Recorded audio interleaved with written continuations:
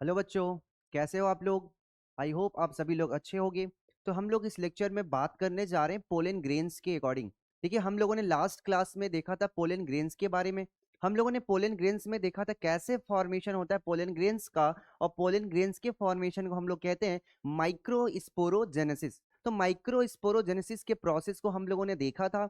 और उस प्रोसेस में हमने देखा था कि जो माइक्रोस्पोर मदर सेल थी उसके अंदर मियोसिस हो रहा था। और मियोसिस के बाद हमने देखा था कि क्या बना था, माइक्रोस्पोर्स, जो कि बाद में डेवलप होकर के बन गए थे पोलन ग्रेन्स। अब हमने उसके बाद पोलन ग्रेन्स के स्ट्रक्चर्स को देखा था। पोलन ग्रेन्स के स्ट्रक्चर के साथ साथ हमने क्या देखा था, पोलन ग्रेन के स्ट्रक्चर के बाद हमने देखा था कि जो पोलन ग्रेन्स थे उसके अंदर दो सेल मिलती थी, एक जनरेटिव सेल थी, एक वेजिटेटिव सेल थी। और उसके बाद हमने उसके आउटर कवरिंग को भी देखा था जिसमें हमने देखा था इंटाइन और एक्साइन। उन सब के बारे में हमने स्टडी कर लिया था। जब हमने पोलन ग्रेन का फॉर्मेशन देखा तो हमने देखा कि वहां पर क्या होता, दो सेल होती थी। जो वेजिटेटिव सेल थी उससे पोलन ट्यूब का बाद में आगे चलकर फॉर्मेशन हो रहा था। और जो जनरेटिव सेल थी उससे आगे चलकर मेल गैमीट का फॉर्मेशन हो रहा था। क्लियर है। जो जनरेटिव सेल थी, जब मेल गैमेट बनता है तो इसी मेल गैमेट से फर्दर आगे चल के जब फीमेल गैमेट मिलेगा तो क्या होगा, फर्टिलाइजेशन का प्रोसेस होगा। और ये प्रोसेस कैसे होती है, ये होती है जब प्लांट्स के एंथर से रिलीज हो जाते हैं पोलन ग्रेन, यानी पोलन ग्रेन जब मैच्योर हो गए, जब बन गए और जब रिलीज होते हैं एंथर से और वो पोलिनेशन के प्रोसेस से जाते हैं फीमेल प्रोडक्टिव पार्ट्स के ऊपर, तब जाकर के होता है ये प्रोसेस फर्टिलाइजेशन। और उसमें मेल गैमेट क्या करता है, फीमेल गैमेट से मीट करता है और इसके आगे की प्रोसेस होती है।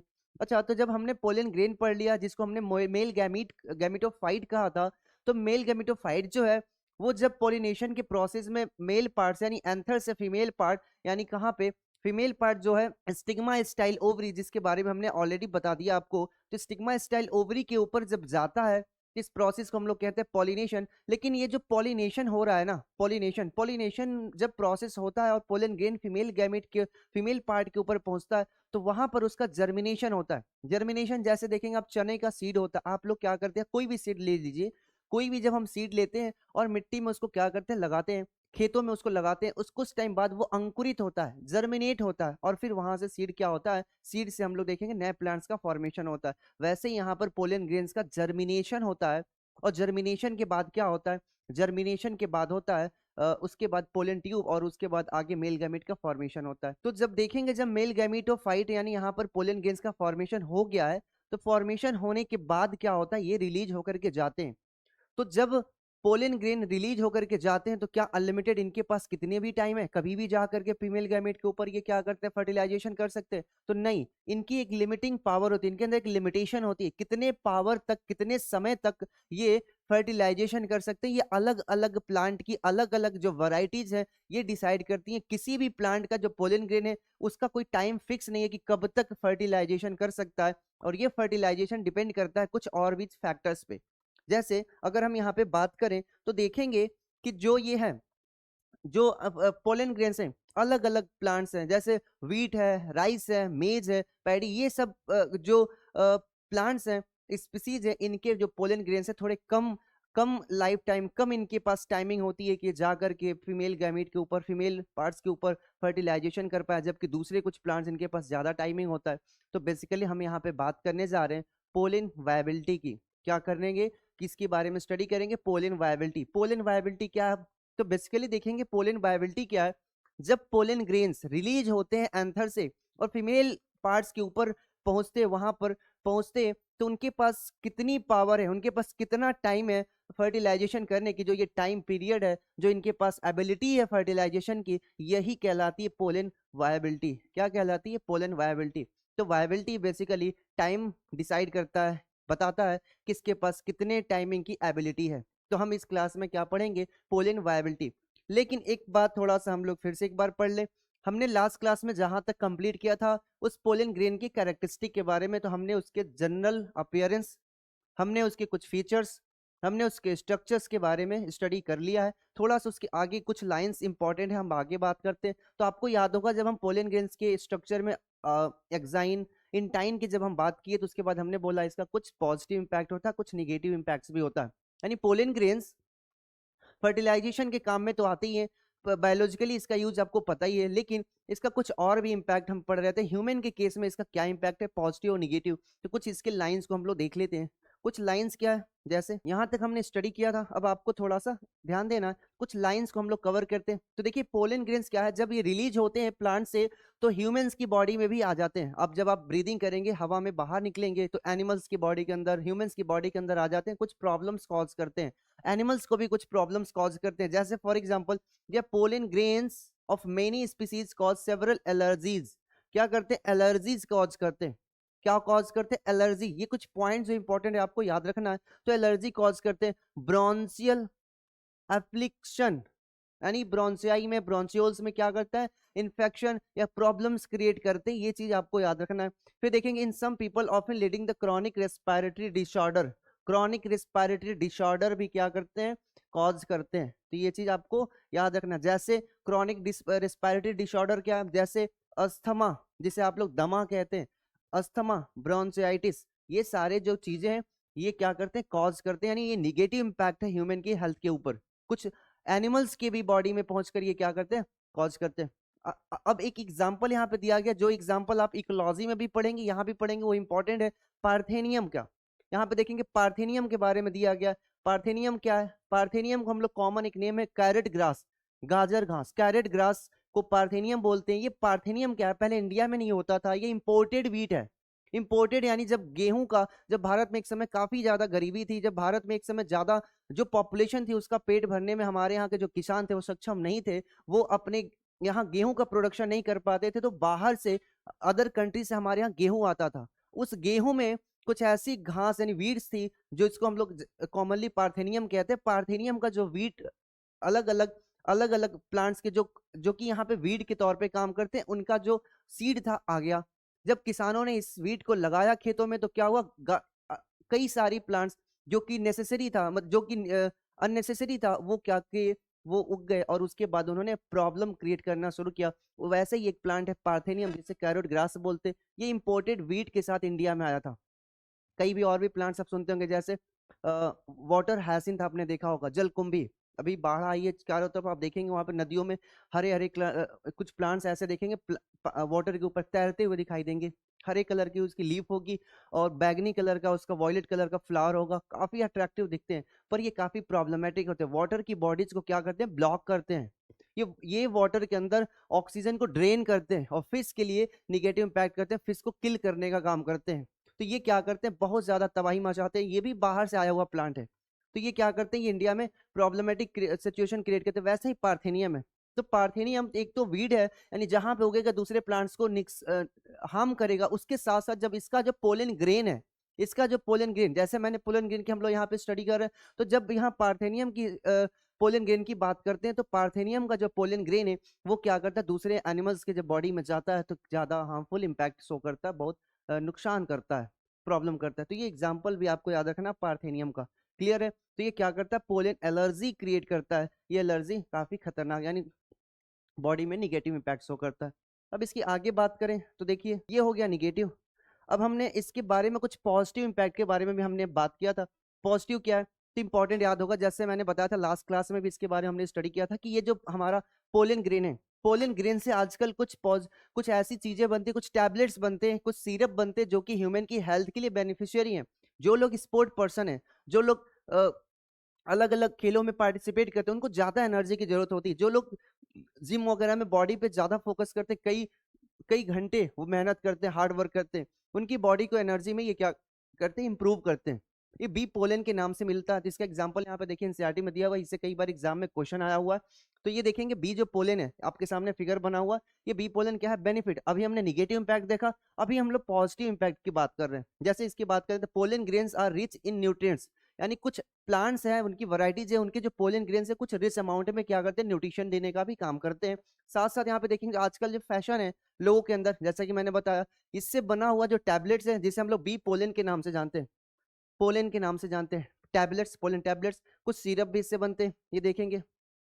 इसका यूज लोग क्या करते हैं, बॉडी की एनर्जी को गेन करने में करते हैं। तो इसका क्या है, ये इसका ये बेनिफिट या इसका ये पॉजिटिव इंपैक्ट है। तो ये चीजें यहाँ पे दिया हुआ, टैबलेट्स जिसकी बात मैंने किया, पोलन टैबलेट्स, पोलन सिरप, इसका यूज क्या करते हैं, कंजप्शन करते हैं, इंक्रीज परफॉर्मेंस ऑफ एथलीट्स अपने बॉडी की एनर्जी को गेन करने के लिए। क्लियर है, तो ये याद रहेगा, इसमें कुछ खास नहीं है, बस ये दो चीज आपको याद रखना, pollen tablets and pollen syrup. Okay, चलिए अब आगे बात करें तो देखिए यहाँ से हमको स्टार्ट करना है। लास्ट लेक्चर में हमने इसके ये वाली जो बातें हमने की, pollen tablets, pollen syrup, pollen का जो एलर्जी है, ये सब की बात हमने कर ली थी। एक बार बस हमको फिगर दिखाना बाकी था तो हमने इसको कवर किया। अब इस लेक्चर में एक छोटे से पॉइंट्स को हम लोग कवर करेंगे जिसका नाम है क्या, पोलन वायबिलिटी। देखिए पोलन वायबिलिटी क्या, पोलन वायबिलिटी के बाद मैंने क्या कि जब पोलन ग्रेन्स क्या करते हैं, एंथर से रिलीज होते हैं, डेhiscence होता है उनका, रिलीज करते हैं, और रिलीज होने के बाद फीमेल पार्ट्स के ऊपर क्या करेंगे, जाएंगे। तो यहाँ तक के जाने में यानी जो उनको टाइम लगता है, एक टाइम लिमिटेशन होती है, यानी एक टाइम होता है कि अगर इसी टाइम के अंदर यहाँ पे पहुंचा और यहाँ पे जर्मिनेशन हुआ तब तो वो फर्टिलाइजेशन करेंगे, अदरवाइज नहीं करेंगे। तो यहाँ पर देखेंगे जैसे यहाँ पे दिया गया कुछ लाइंस को हम लोग पढ़ते हैं। When once they are seeded, यानी जो पोलन ग्रेन से जो सेड करेंगे, रिलीज होंगे, उसके बाद they have land on the stigma. आपको याद होगा मैंने बताया था प्लांट्स के फीमेल पार्ट्स को हम लोगों ने यहाँ पे देखा था। ये क्या है, स्टिग्मा है, स्टिग्मा पार्ट है। ये क्या है, स्टाइल है, और ये ओवरी है। तो जब पोलन ग्रेन्स रिलीज होते हैं तो इसके स्टिग्मा पर क्या करते हैं, लैंड करते हैं। ये प्लेटफॉर्म का काम करता है, ये प्लेटफॉर्म प्रोवाइड करता है पोलन ग्रेन्स का, और यहीं पर जर्मिनेशन होता है। क्लियर है, तो जब यहाँ से मेल गैमेट यहाँ तक पहुंचते हैं, मेल गैमेटोफाइट, तो क्या होता है, एक टाइम पीरियड डिसाइड होता है। इसके बीच अगर उन्होंने किया तो ठीक है, अदरवाइज इसके बाद वो फर्टिलिटी इसकी खत्म हो जाती है। तो पॉलन वेबिलिटी बेसिकली वही टाइम पीरियड है जब तक वो उसके पास एबिलिटी है फर्टिलाइजेशन करने की। बात समझ में आ रही है, तो सिंपल सा एक डिफिनीशन है, when they are shedded, but land on stigma, before they are loss viability they are have to fertilization, यानी जो इनके पास एबिलिटी है, कैपेबिलिटी फर्टिलाइजेशन करने की, तो जब तक वो लॉस नहीं करते, जब तक उनके पास कैपेसिटी है कि वो फर्टिलाइजेशन करेंगे, वही कैपेसिटी जो है वो क्या कहलाती है, पोलन वायबिलिटी। तो आइए एक बार इसको डिफिनीशन को हम सिंपल सा देख लेते हैं। पोलन वायबिलिटी का जो डिफिनीशन है सिंपल सा यहाँ पे दिया हुआ, the ability of pollen, the ability यानी उसके पास जो कैपेसिटी है, the ability of pollen to transfer male gametes for fertilization is called pollen viability. यानी उसके पास जो कैपेसिटी है फर्टिलाइजेशन करने की, जितने देर तक उसके पास कैपेसिटी होगी, उसी कैपेसिटी को बोलते हैं पोलन वायबिलिटी। एक चीज याद हुआ। दूसरा देखेंगे, viability can be vary from some minutes to several months, यानी कुछ प्लांट्स में जो ये वायबिलिटी यानी जो टाइम पीरियड है कुछ मिनट का होता है, कुछ घंटे का होता है, और कुछ में मंथ का होता है, एक एक दो दो मंथ का होता है, 1 मंथ 2 मंथ ऐसा होता है, यानी सब में अलग अलग होता है, काफी वेरिएबल होता है, ये कोई कांस्टेंट नहीं है। जैसे एग्जाम्पल की बात करें तो मोस्ट इंपॉर्टेंट चीज यही है, एग्जाम्पल याद रखना है, एनसीईआरटी का एग्जाम्पल, मतलब यही याद होना चाहिए एग्जाम में, हमेशा एनसीईआरटी का ही एग्जाम्पल आता है। तो देखिए कि एग्जाम्पल पोलन ग्रेन्स की अगर वायबिलिटी की बात करें तो यहाँ पे एग्जांपल इंपॉर्टेंट क्या, वीट का एग्जांपल दिया गया, वीट एंड राइस का, क्या, वीट एंड राइस। तो वीट में, गेहूं में, राइस यानी धान के पौधे में जो वायबिलिटी है वो कितनी होती है, 30 मिनट्स की होती है। कितनी भैया, 30 मिनट्स की, 30 मिनट्स। तो ये 30 मिनट्स की यहाँ पे वायबिलिटी है, लेकिन इनके पास 30 मिनट ही काफी होते हैं, क्योंकि आपने देखा होगा जो गेहूं का पौधा है कोई सिंगल या ऐसे एक दो दूर दूर तो नहीं लगाते। खेतों में लोग गेहूं या धान बोते हैं तो काफी ज्यादा अमाउंट में, यानी एक पूरे खेत में कई सारे पौधे होते हैं और एकदम पास पास होते हैं। तो जब वहां पे उनका जो मेल, जो इनका ये पोलन ग्रेन है रिलीज होगा, तो उसके फीमेल के पास पहुंचने की क्षमता काफी जल्दी होती, काफी ज्यादा होती, क्योंकि उनके पास काफी पास पास होते हैं। तो इनकी वायबिलिटी 30 मिनट्स ही काफी है। तो याद रखेंगे गेहूं में, धान में, मेज में इनकी जो पोलन वायबिलिटी है वो कितनी होती है, 30 मिनट्स। यहाँ पे एग्जाम्पल दिया गया। दूसरी तरफ अगर आते हैं तो यहाँ पे पोलन ग्रेन्स की जो कैपेसिटी है फेबेसी में, फेबेसी क्या है, जो दाल वाले पौधे हैं, जितने भी लेग्यूम्स वाले पौधे हैं उनके अंदर, फेबेसी जो फैमिली है उनके अंदर जो पोलन वायबिलिटी है वो कितनी है, सेवरल मंथ, कई महीने तक। यानी अगर एक बार वो रिलीज हो गए तो 1 महीने तक भी अगर वो जाएंगे फीमेल पार्ट्स के ऊपर तो भी वो फर्टिलाइजेशन कर सकते हैं, उनके पास इतनी कैपेसिटी है, तो उनके पास पोलन वायबिलिटी ज्यादा है। गेहूं में, धान में क्या है, पोलन वायबिलिटी कम है, 30 मिनट्स है, और जबकि फेबेसी वाले लेग्यूम्स वाले प्लांट्स में कितनी है, सेवरल मंथ, यानी 1 मंथ 2 मंथ तक यहाँ पे होती है। ये चीज आपको एग्जाम्पल याद रखना है। क्लियर है, ये पोलन वायबिलिटी कुछ फैक्टर्स पे भी डिपेंड करता होगा। तो पोलन जो वायबिलिटी है कुछ फैक्टर्स पे डिपेंड करता है, क्या है, जैसे ये टेम्परेचर पे डिपेंड करता है, ह्यूमिडिटी पे डिपेंड करता है। अगर टेम्परेचर क्या है, ज्यादा हो गया तो क्या होगा, उसको प्रॉब्लम होगी। ह्यूमिडिटी अगर ज्यादा हो गई, यानी जो पोलन वायबिलिटी है किसी प्लांट्स की, पोलन जो वायबिलिटी है वो क्या है, डिपेंड करता है टेम्परेचर पे और ह्यूमिडिटी पे। ये दो चीज याद रखेंगे, दो फैक्टर्स हैं जो कि पोलन वायबिलिटी को थोड़ी से घटाते या बढ़ाते हैं। क्लियर है। तो यहाँ पे क्या है टेम्परेचर। अगर किसी पोलन ग्रेन को कम टेम्परेचर देंगे, जैसे आपको कोई खाना प्रिजर्व करना होता है या कोई भी चीज आपको प्रिजर्व करना होता है, फ्रिज में ले जाकर रख देते हैं तो लॉन्ग टर्म तक चलता है। तो यहाँ पे अगर टेम्परेचर उसका कम कर देंगे तो क्या होगा, उसकी वायबिलिटी बढ़ जाएगी। और इसकी ह्यूमिडिटी, ये भी दो जो फैक्टर्स हैं क्या करते हैं, इसको पोलन वायबिलिटी को कंट्रोल करने का काम करते हैं। तो ये दो फैक्टर्स पे डिपेंड करता है। क्लियर है। चलिए अब एक बार एनसीईआरटी के हम लोग लाइंस को कवर कर लेते हैं। तो यहाँ पे देखिए दिया गया है। तो यहाँ तक मैंने बताया पोलन वायबिलिटी यानी जो फर्टिलाइजेशन करने की उसकी जो पावर है, कितने टाइम तक कर सकता है, वो क्या है, वो फर्टिलाइजेशन का जो एबिलिटी है वो क्या है, हमारा पोलन वायबिलिटी। अब नेक्स्ट अगर बात करें तो यहाँ पर एग्जाम्पल दिया गया है। देखिए तो एक चीज तो क्लियर होगा, सभी प्लांट्स, सभी जो वैरायटीज, जो भी प्लांट्स की अलग अलग वैरायटीज है, सबका अपना अलग अलग पोलन वायबिलिटी होता है। तो गेहूं का आपने देखा, धान का देखा, मेज का देखा। उसके साथ कुछ प्लांट्स की और बात कर ले। जैसे यहाँ पे दिया गया pollen grains loss viability with in 30 minutes of their release. किसमें किसमें वीट में और राइस में। तो वीट और राइस में 30 मिनट्स हो गया। नेक्स्ट अगर बात करें आगे, रोजेसी, लेगुमिनेसी और सोलेनेसी। सोलेनेसी फैमिली में आलू का पौधा आता है, आलू का आता है, बैगन का आता है। लेगुमिनेसी में मैंने बताया जितने भी लेग्यूम धान वाले पौधे हैं। फिर रोजेसी फैमिली है। तो ये जो तीन फैमिली है इसके अंदर जो पोलन वायबिलिटी है वो मंथ तक है, यानी 1 मंथ 2 मंथ यहाँ तक इतनी वायबिलिटी होती है। तो ये दोनों एग्जाम्पल याद रखना है, ठीक है। जो सीरियल्स वाले प्लांट उनकी वायबिलिटी कम है, और जो लेगुमिनेसी, सेलोनेसी और रोजेसी वाले प्लांट्स है उनका जो पोलन वायबिलिटी है काफी ज्यादा है। क्लियर है। तो यहाँ पर एक पॉइंट है आपको याद रखना है, क्या, क्रायो प्रिजर्वेशन। तो जब हम लोग वायबिलिटी की बात कर रहे हैं तो वायबिलिटी क्या है, कैपेसिटी, कितने टाइम तक कैपेसिटी इसके पास है फर्टिलाइजेशन करने की। तो यहाँ पे एक टेक्निक है जिसे हम लोग क्रायो प्रिजर्वेशन के नाम से जानते हैं। तो क्रायो प्रिजर्वेशन जो टेक्निक है क्या करती है, पोलन की जो ग्रेन्स है इनको यहाँ पे प्रोटेक्ट करने का काम करती है। यानी कोई यूनिक प्लांट है, अगर वो अगर उसको प्रोटेक्शन चाहिए, कुछ एनिमल्स है, तो ये जो क्रायो प्रिजर्वेशन टेक्निक है इसमें एनिमल्स का स्पर्म हो गया, एनिमल्स का ओवम हो गया, या प्लांट्स के जो पोलन ग्रेन्स हैं उनको क्या किया जाता है, प्रोटेक्ट किया जाता है। और यहाँ पर देखेंगे, यहाँ पे कुछ इन्फॉर्मेशन दिया हुआ है। यहाँ पर लिक्विड नाइट्रोजन -1 डिग्री सेंटीग्रेड का यूज किया जाता है। यानी अगर कभी एग्जाम में पूछ लिया जाए वो कौन सी टेक्निक है जिसमें अगर हम पोलन, जैसे हमने देखा अभी गेहूं और धान का जो पौधा है उसको, उसकी वायबिलिटी 30 मिनट्स में खत्म हो जा रही है। हो सकता है कोई ऐसा गेहूं का पौधा आपको मिल जाए जो काफी इंपॉर्टेंट हो, पर वो लॉस, मतलब वो खत्म होने वाला दुनिया से, वो हो सकता है एक्सटिंक्ट होने वाला। तो अगर उसको हमको बचाना, उसकी पोलन ग्रेन की वायबिलिटी, तो क्या करेंगे, उसका क्रायो प्रिजर्वेशन टेक्निक से उसका प्रिजर्वेशन करेंगे। और इस टेक्निक में -190 degree centigrade, -196 degree centigrade temperature का यूज किया जाता है, यानी काफी कम टेम्परेचर। वहां पर लिक्विड नाइट्रोजन का यूज करते हैं और इस टेक्निक से हम लोग पोलन ग्रेन्स को कई सालों तक प्रिजर्व कर सकते हैं। पर इसके साथ साथ इंपॉर्टेंट चीज और भी याद रखना, क्रायो प्रिजर्वेशन टेक्निक में केवल पोलन ग्रेन ही नहीं, एनिमल्स के स्पर्म को, ओवम्स को भी क्या किया था, प्रोटेक्ट किया जाता है। तो यहाँ पर आपको दो तीन चीज मिला जो एग्जांपल याद है, जो कि जो याद रखना है, जिससे एग्जाम में सबसे ज्यादा क्वेश्चन आते रहते हैं। ये क्रायो प्रिजर्वेशन टेक्निक याद रखना है, -196 डिग्री सेंटीग्रेड टेम्परेचर याद रखना है, लिक्विड नाइट्रोजन याद रखना है। इसके साथ पोलन वायबिलिटी में राइस का और वीट का टाइम याद रखना 30 मिनट्स। फिर लेगुमिनेसी, सोलेनेसी और रोजेसी में 1 मंथ का टाइम पीरियड याद रखना है। यही इस पैराग्राफ में इंपॉर्टेंट था।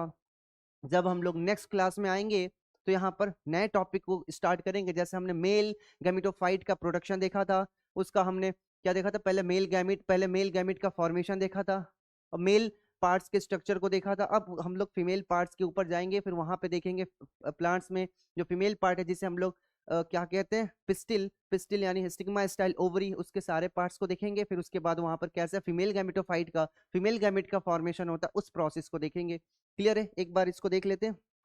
तो यहाँ तक हमने इसको पढ़ा। फिर उसके बाद आइए तो यहाँ पर देखिए पोलन वायबिलिटी को एक बार फिर से फिगर से देख लेते हैं। यहाँ पर ये मेल गैमेट था, यहाँ पर मेल गैमेट था, यहाँ पर क्या हुआ, लैंड किया, यानी यहाँ पर आया और यहाँ पर जर्मिनेट किया।